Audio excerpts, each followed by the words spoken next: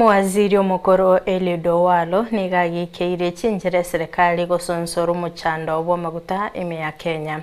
Nonyana boni gaenekia okorobekana okwo kwairire ogosereka kw'ebinto huno gosiekwa gw'echipara n'obonchereria ekigeko boya abo baraganie koigeka enibo yabo ime ya Kenya gotama. Nigaganirie egetambokero KEBWENERETE KOIMOKIGWA erio gokora omochando oyo.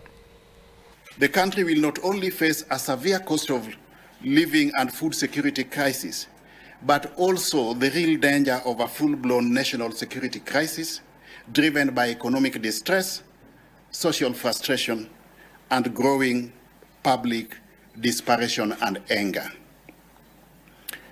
As of today, this economic distress, social frustration, and growing public desperation is already grinding the country to a halt, with roads blocked, businesses closed, transport disrupted, infrastructure destroyed, schools closed, and the insecurity and violence that often accompanies the resultant public protests at the runaway fuel prices are also rearing their ugly heads.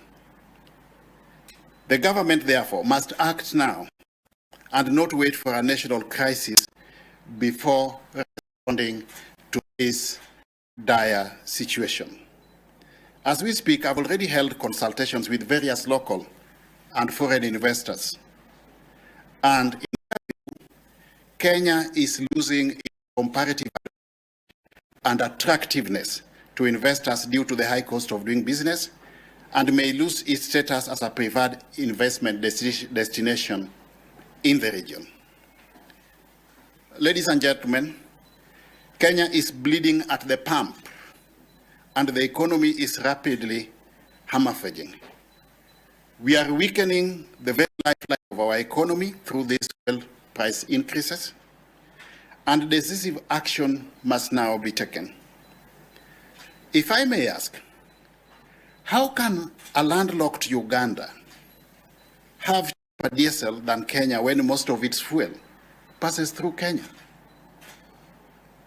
How can Tanzania and Ghana maintain significantly lower fuel prices than Kenya? And how do we rationalize the fact